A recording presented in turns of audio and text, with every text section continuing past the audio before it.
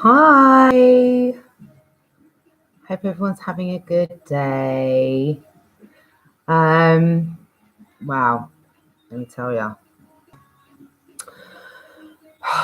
So I've decided to give up smoking. Well, don't give up, like I'm on a vape now. But do you know what I mean? And I'm on a water fast as well. Just get right amongst it. So don't mind me if I puff away while I'm doing this now.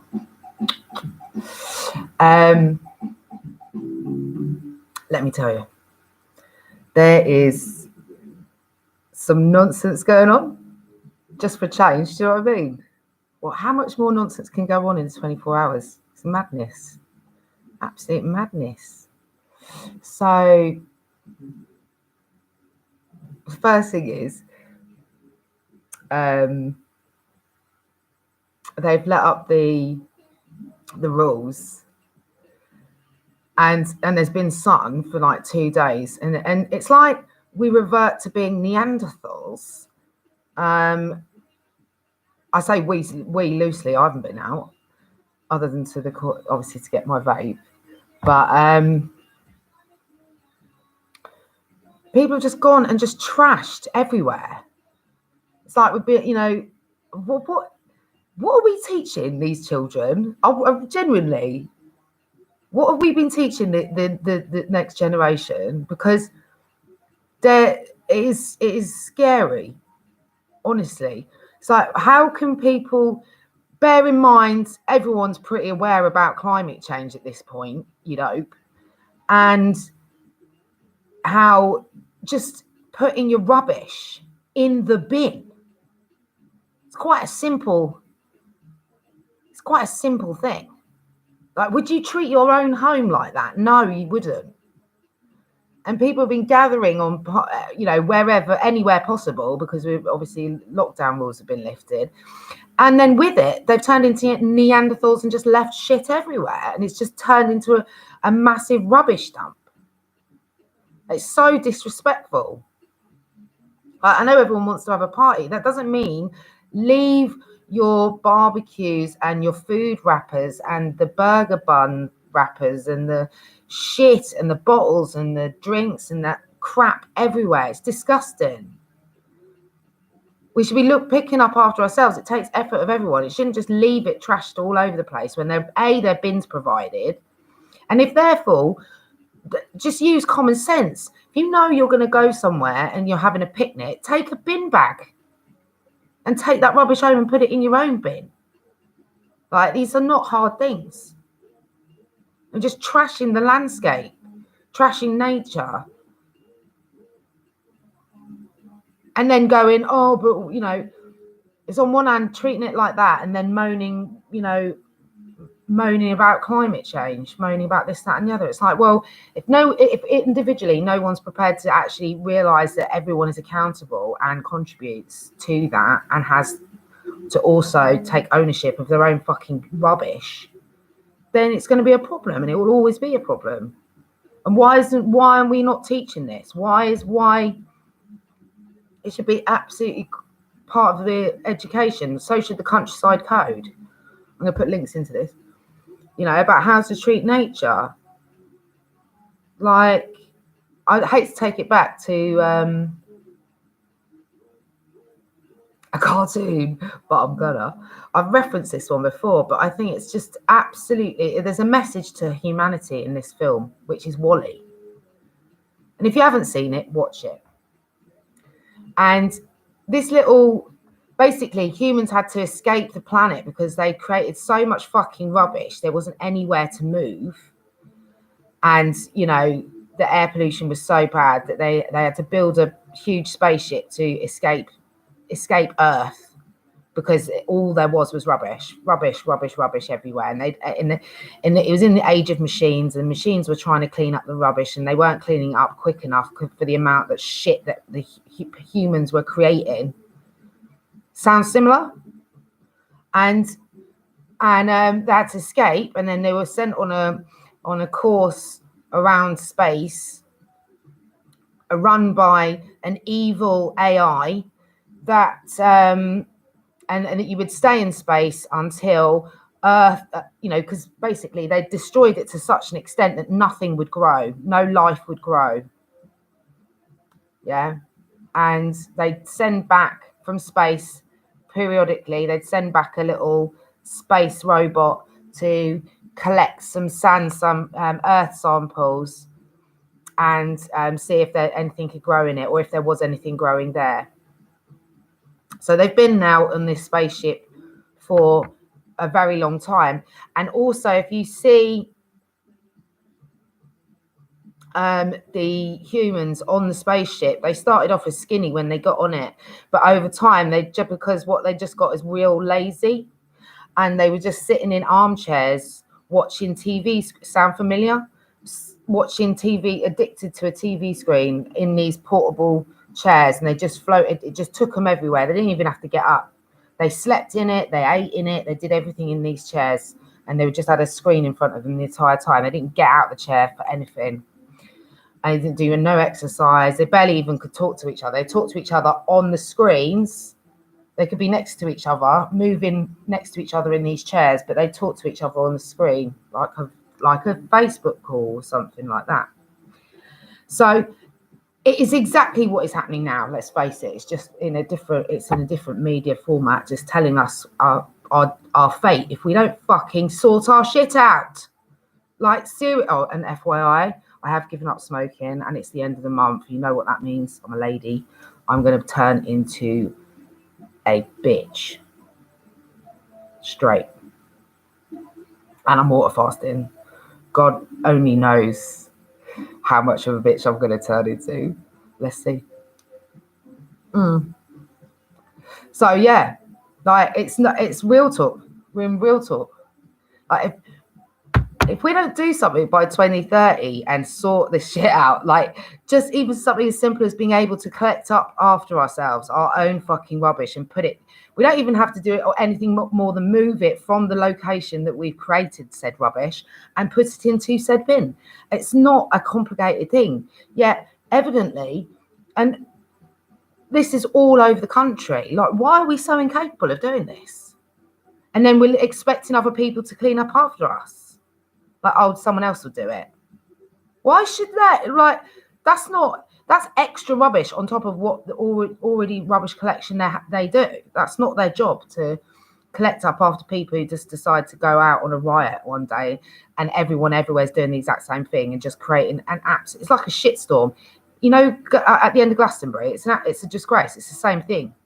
People just get up and leave everything there, including tents, sleeping bags, because they can't be asked to even pack it up. And there's even drop-off points at Glastonbury for people who don't want to take their tent home, but they can put it back into the bag at least. People don't even do that. It looks like a sea of tents at the end of Glastonbury. Nobody's there.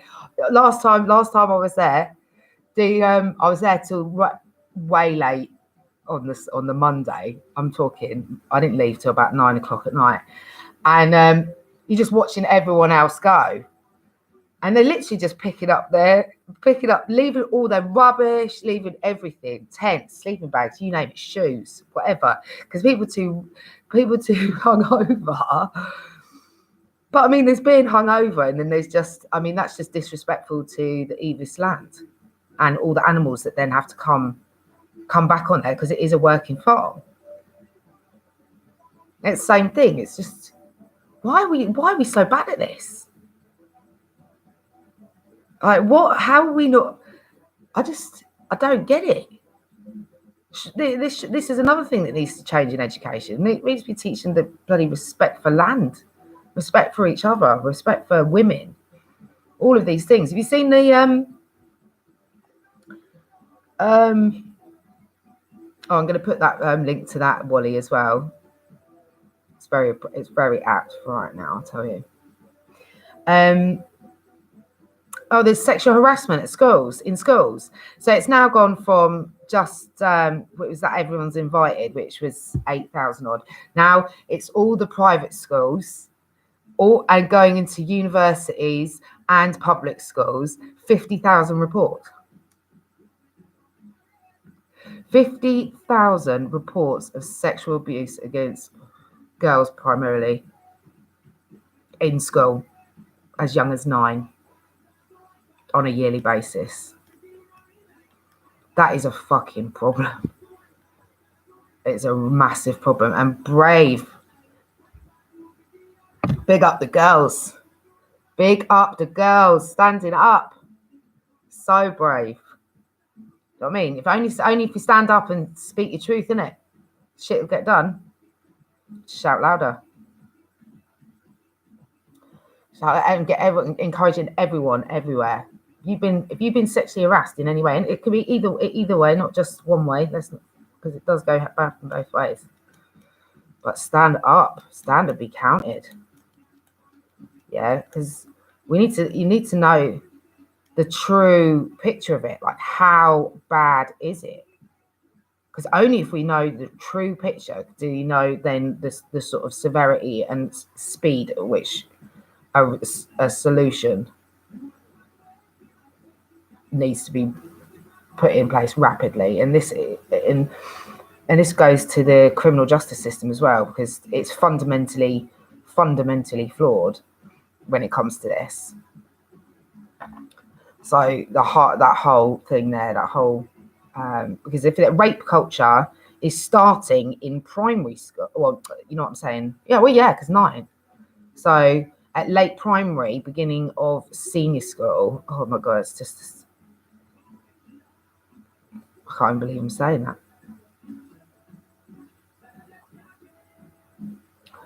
But yeah, if that is starting, which it obviously evidently is from the sheer number of reports, if that is starting at that time there, so impressionable, 8 hours a day they're at school, surrounded by these same people with these same opinions, and they're not being stopped, they're not being discouraged from it, then nothing is being done about it.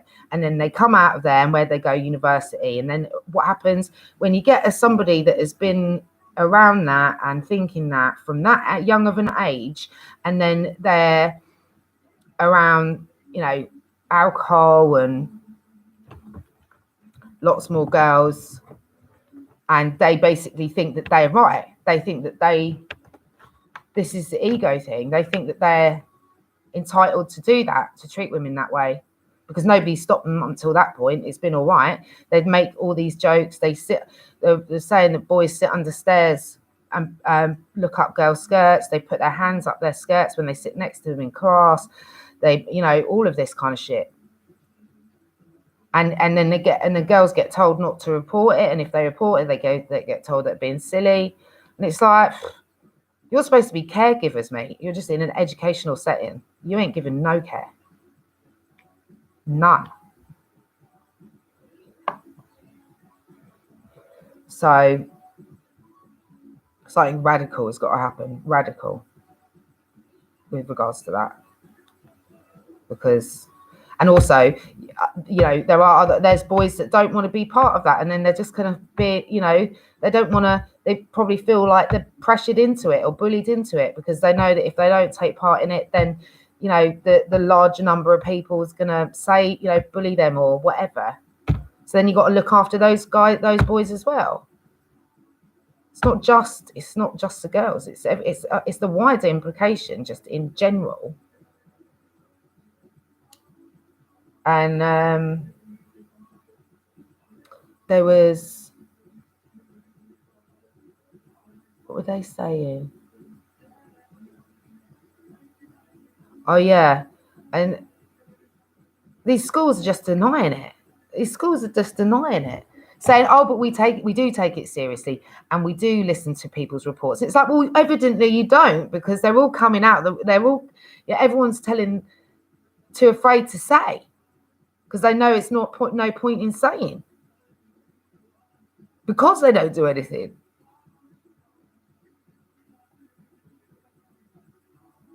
And then you got 50, and then you end up, it goes up, and it escalates. The behaviour escalates, statistically. Because if they keep getting what they want through force and using fear, and then it just escalates and it'll get worse, and it'll go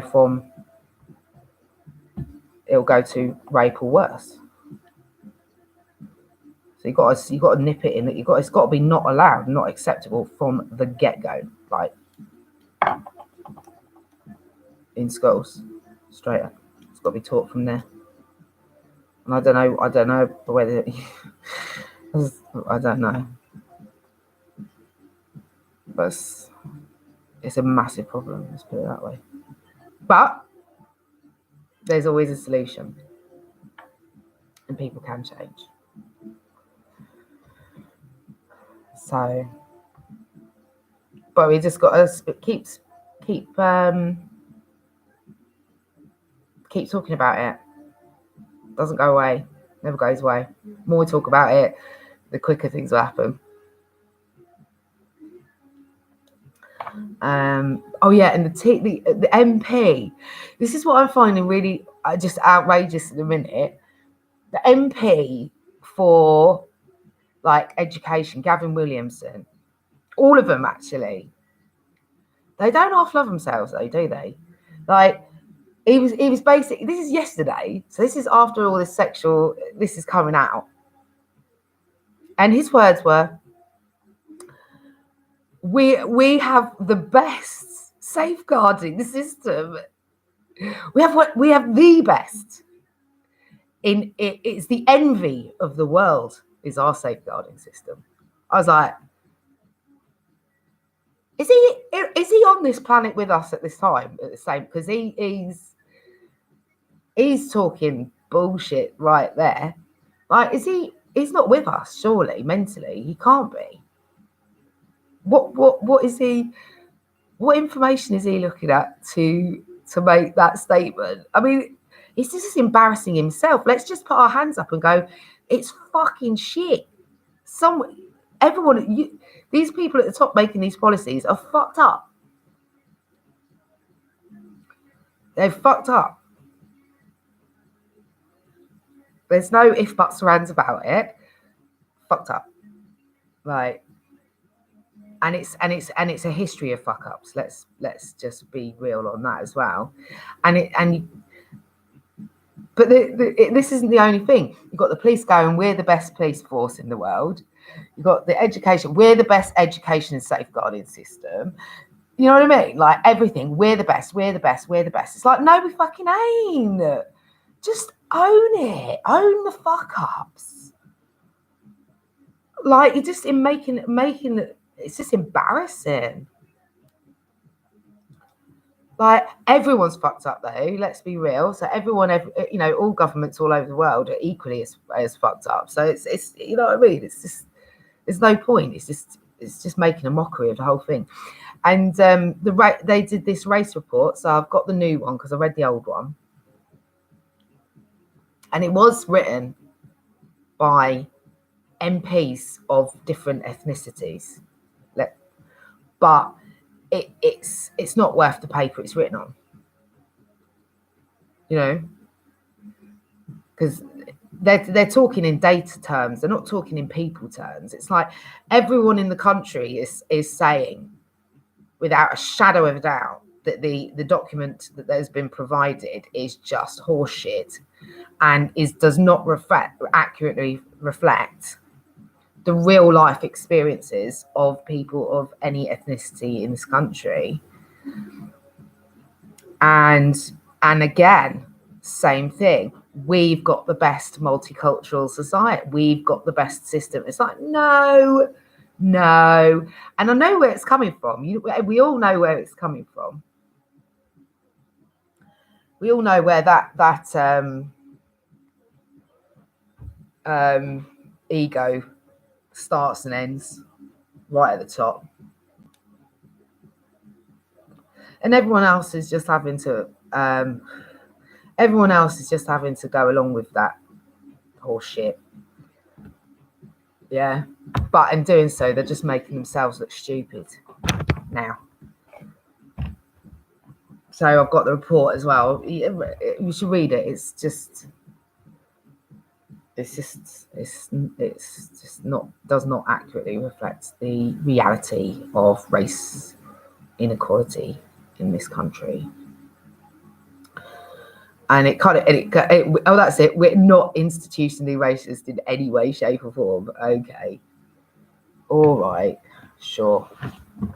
Of course, they'll say that they're MPs in this government, aren't they?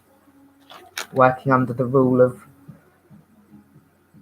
Sauron in Mordor. Anyway, I'm ranting now. Wait, it gets better. Wait. So what have I covered yet? I was gonna do a second rant last night after I did my video, because I watched the news, and there's this thing on about Namibia, and I was raging, but I thought, no, I'll wait so I can research it properly. I did some research and it just made my stomach churn. And so I thought I better calm down in case I got too leery. But the lair is still there, and they're gonna get it. They're gonna get it. So what was the other thing I was gonna say? Right, so let's talk about this then. So I've been watching Bloomberg as well. Bloomberg, woo, woo, woo, woo. Getting all my financial news. So on this Namibia, it's about mining. Okay. So basically Namibia. I've been to Namibia when I was 19. When I lived in Africa. I actually lived in Botswana. Botswana's next to Namibia. And I've been to this place, not where they're drilling, but near where, because there's basically at the top of Namibia, there's a water, it's called Okavango Delta. And if you go in the middle of there and you can look around, you can see 5 different countries, because it's like right in the middle where 5 different countries meet. So it's cool. And it's the most beautiful place. And during their lockdown, right, the Namibian government have, without consulting the population of Namibia properly, no checks and balances, like many other governments around the world, have given out an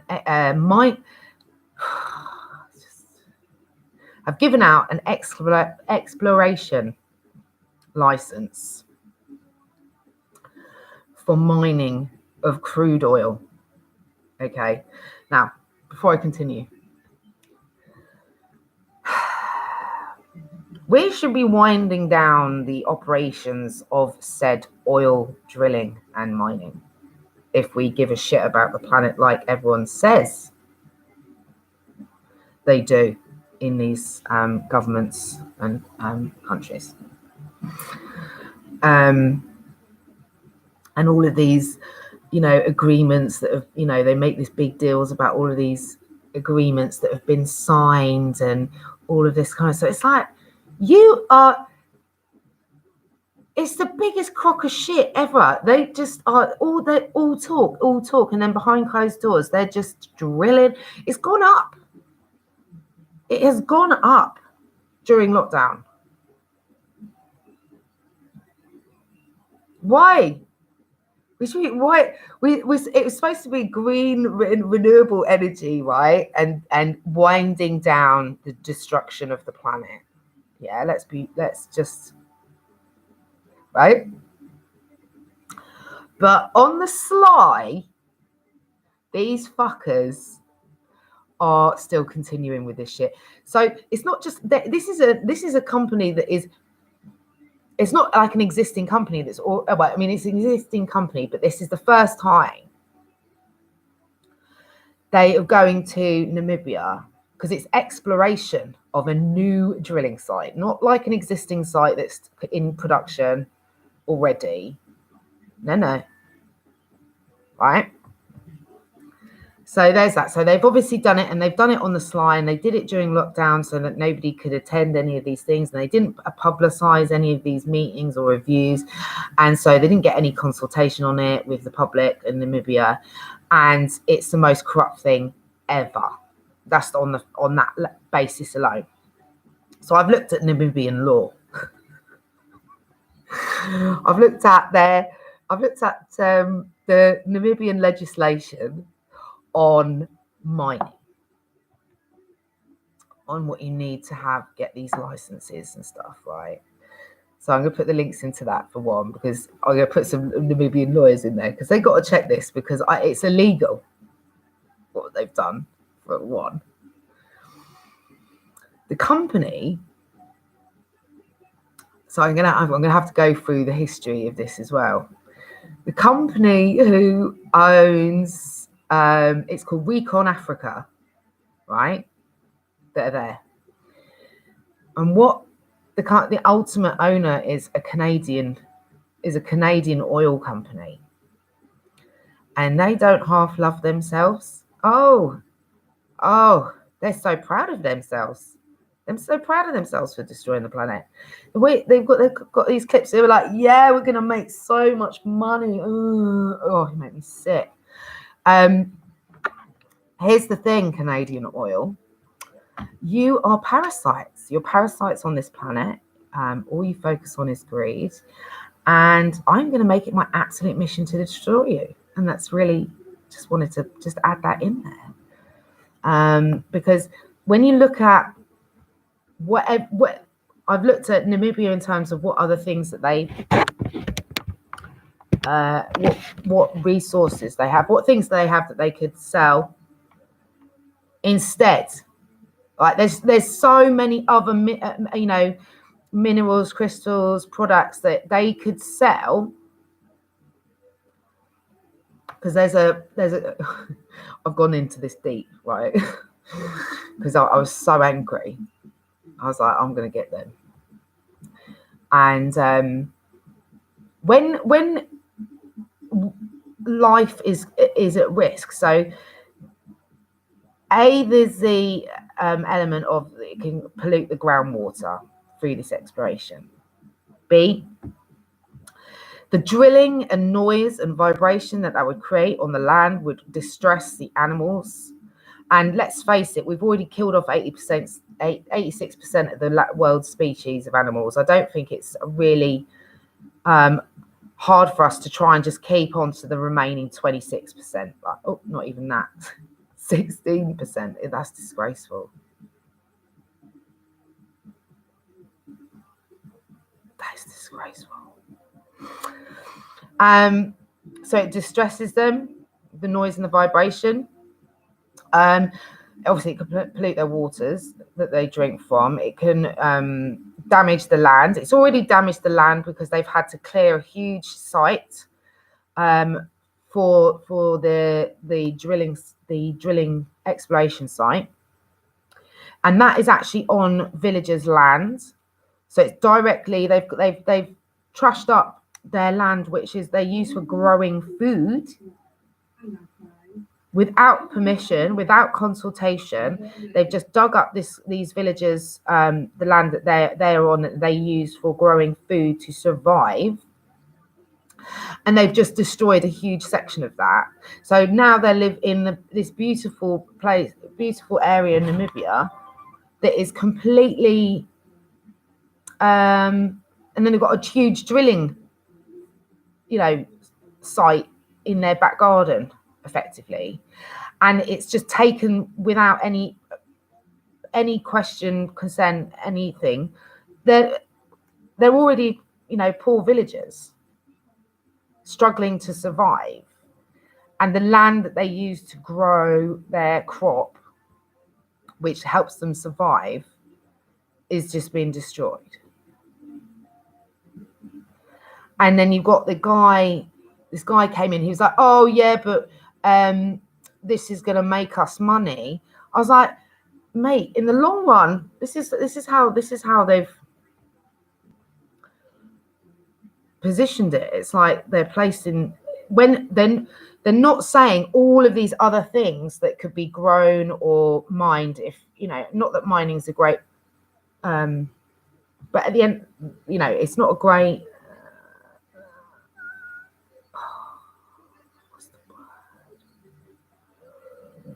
It's different for every country. Look, at the end of the day, and they've got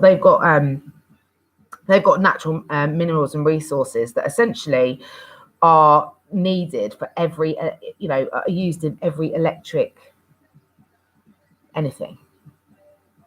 And other countries are selling the same minerals to free. I only know this because I've been watching Bloomberg. Chile sells, they've got a huge trade with copper to China for their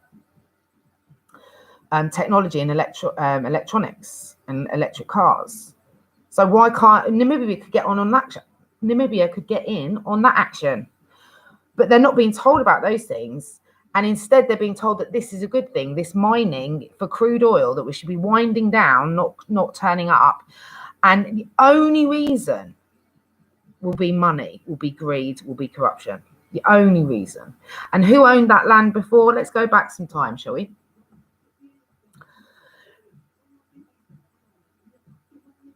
Mining rights. If you, it's the same old. When our ancestors, led by Queen Elizabeth I, colonized / murdered / stole / invaded, horrific, everything everywhere. But going back from then, they then just obviously everything just became theirs because they said so. And mining rights. So the Queen owns 1/6 of the world's land, and she has all of the mining rights for all of the land. And nobody is allowed to mine on her land without her say so. And even if they do, they have to give all of the royalties back to her. That's if you even get a license, right? So going back to bearing those colonial roots, as it were, to this, it's the same in a lot of countries in Africa where they've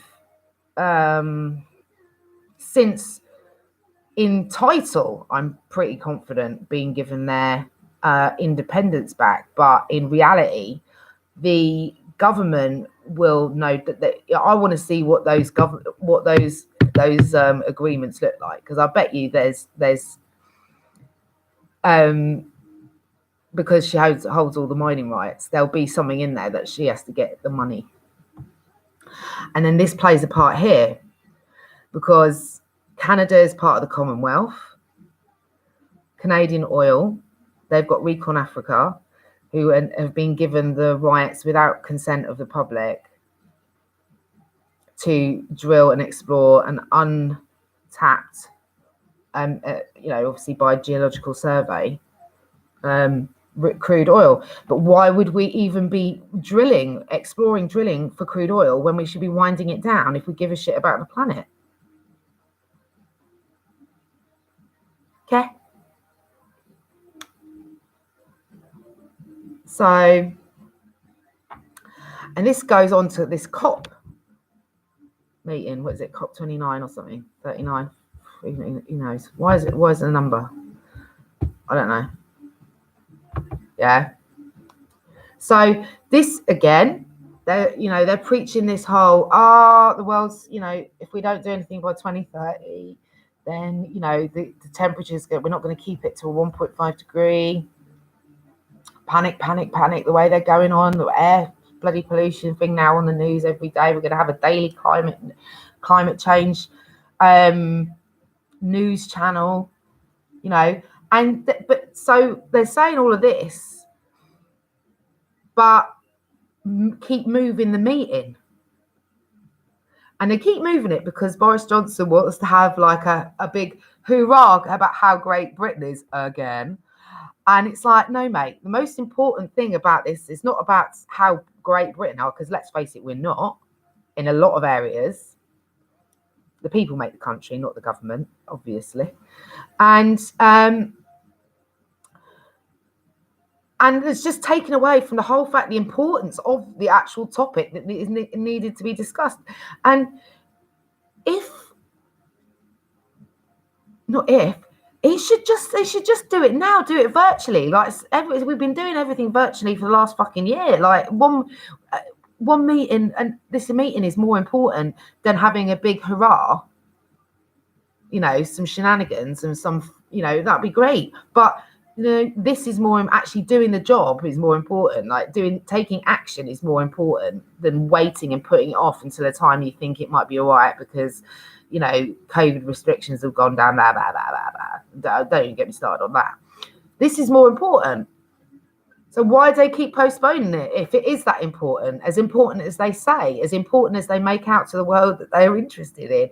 And not only that, the joke of it is they're making it inaccessible for a large proportion of the world's countries to take part in by forcing people to like choose a hotel that they say, and then the hotels have gone from what they were £50 a night to £1,900 a night, and not every country in the world can afford that.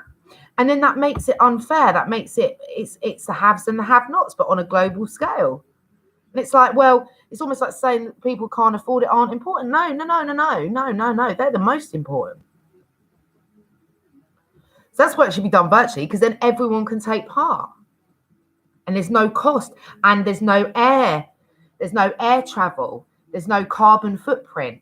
Hello, it's supposed to be a green a meeting about fucking saving the planet and all this climate change. So the very basis of that should be that it's done virtually anyway to stop the carbon, because it would be that meeting alone with people coming from all over the world, the carbon footprint of that one meeting.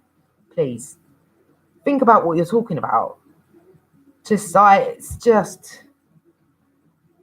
nuts. These people are nuts. They are literally nuts.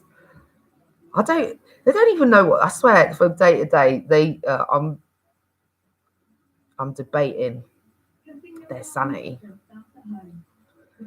Do they even know what they're talking about?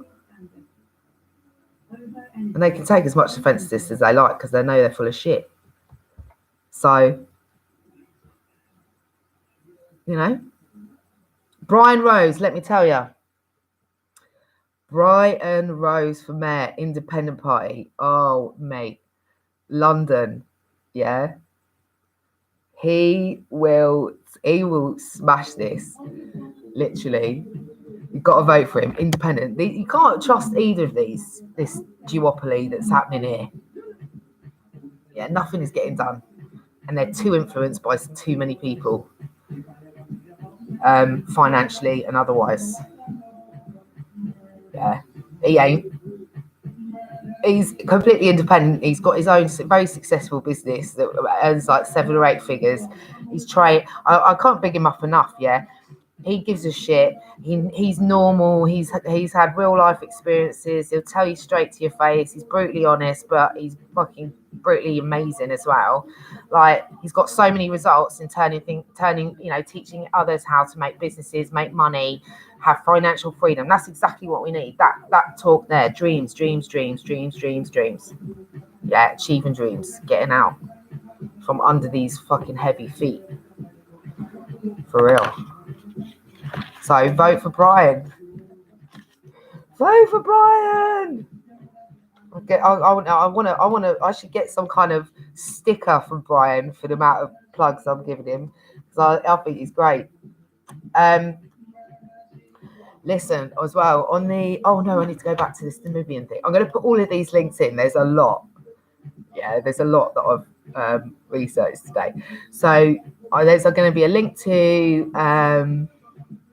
the damage this is from the National Geographic, to tell you the damage that will be done to Namibia and actually other countries that are around the Okavango Delta as a result of this exploration. Then I'm going to put the links into the Namibian law and the Namibian solicitors as well, get them on it. Then I'm going to put in the links to how the Queen owns a sixth of the planet and has all the drilling rights.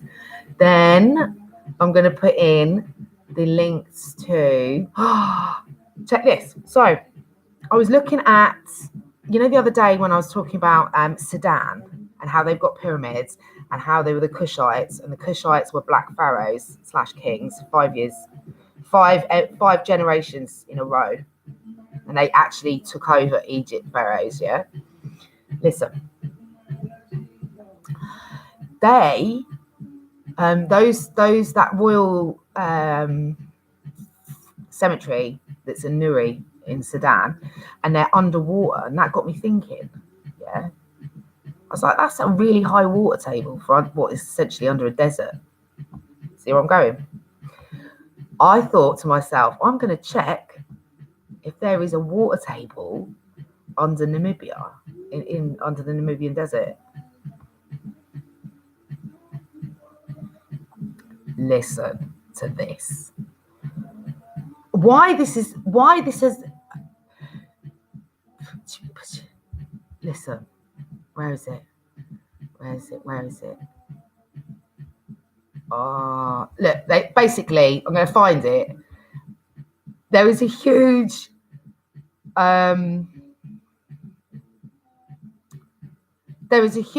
thing of water beneath the Namibian desert that has been found via some kind of scan that could last for centuries and also pump water to all of the countries in that part of the. Why has nobody done? Because they need water. They need water they need, and this is clean water. Literally, I'm telling you. I'm going to put the link into it so you can see. Massive underground water supply found in the desert underneath Namibia. It's the 5th largest. Oh no, that's Sahara's there. It's 10,000 years old and cleaner to drink than many modern sources. That's what it says.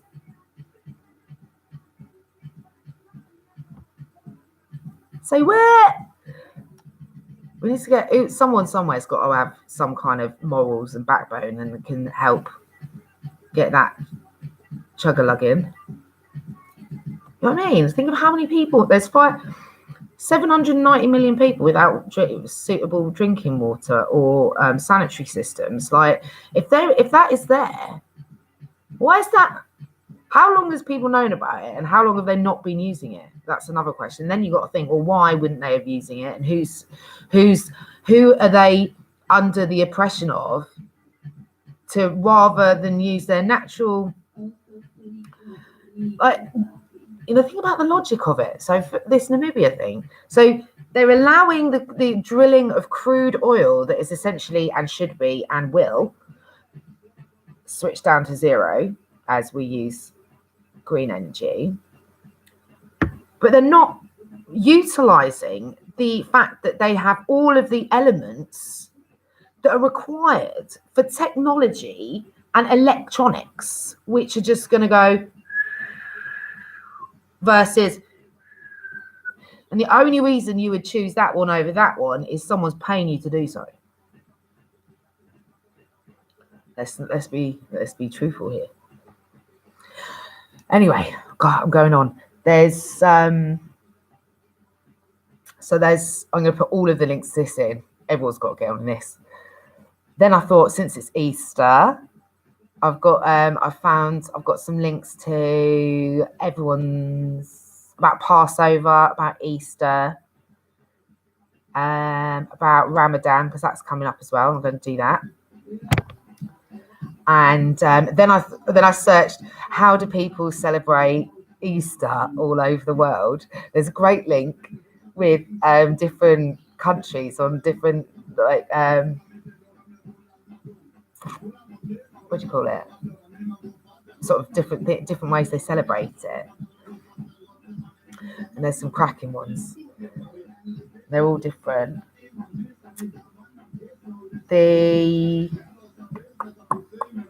what was I going to say?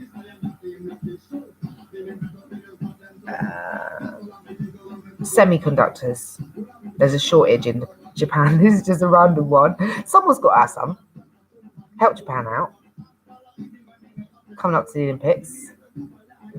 This was on Bloomberg. This is on Bloomberg TV. They were saying that they have a shortage of semiconductors because of the Suez Canal. I think it was because of that. So anyone who makes semiconductors, there you go. Get in touch with Japan. They need some. And there was one more thing. Nah, maybe it's gone. Oh, no, it hasn't actually. It's come back to me. This is going back to the race inequality report, whatever they want to call it, the lies.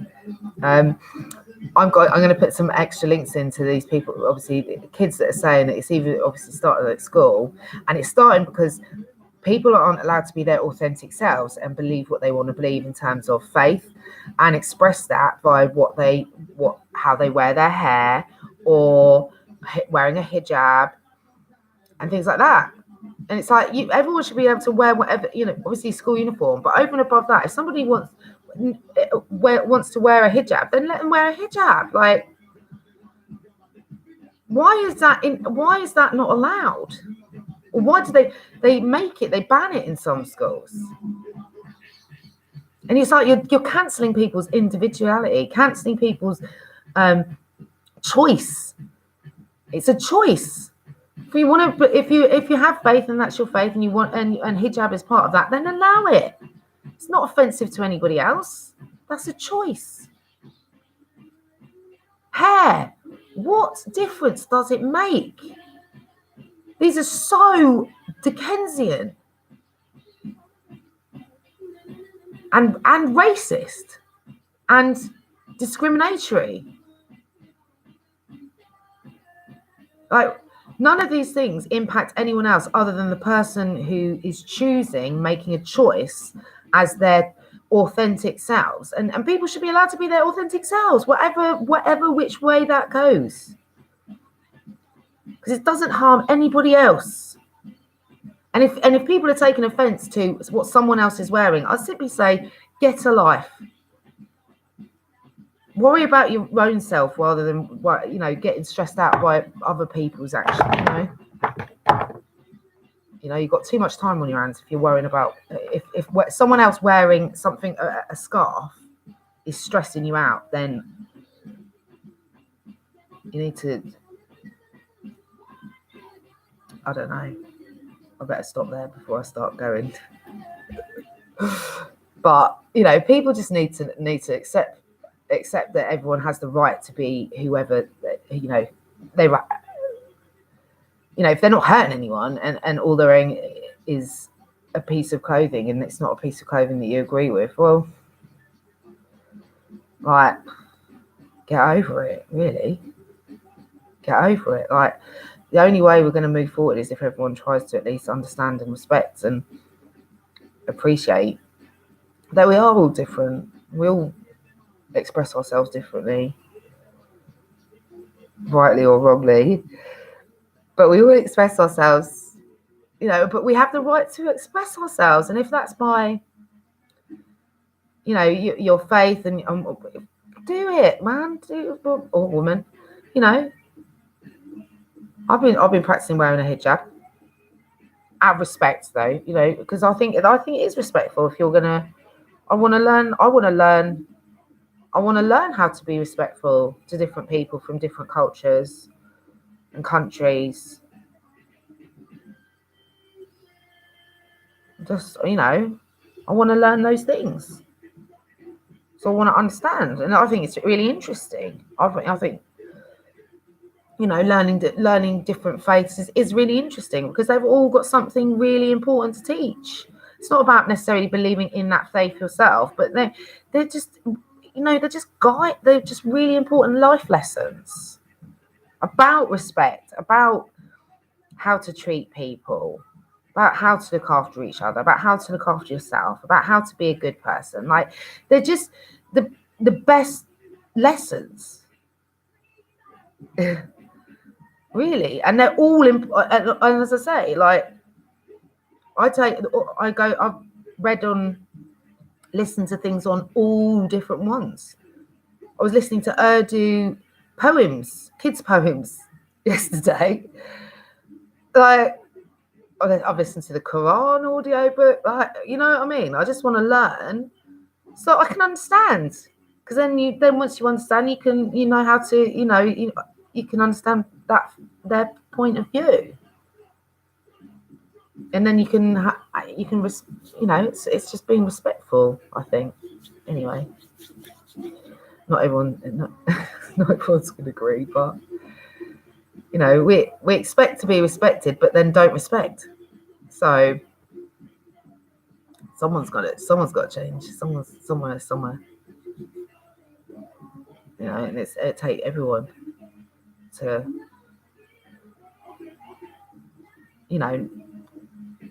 just see that there's other points of view. There's other, and they're all important. So I think that's my rant done for today. Yeah. So the last thing, actually, they did mention this company called Healthy Cities, which is an American company. They've got 30 companies that have signed up to it, and it's sharing lessons learned from COVID. So I thought that was quite interesting. I'll put that in there as well. So yeah, I've done a lot in the last 24 hours. But yeah, I meant what I said when I'm talking to Canadian Oil. Like, in fact, where's the thing? I'm going to name and shame these fuckers. Or maybe I'll just hashtag them in. But I mean, for real, parasites, they are the virus. People like this are the virus. They're the disease. They're the plague on society. They're the ones that are just fueled by greed and greed alone, and don't give a shit what they do to the planet, to animals, to people's lives, to people's livelihoods. All they care about is fucking money and lining their pockets. And they, like,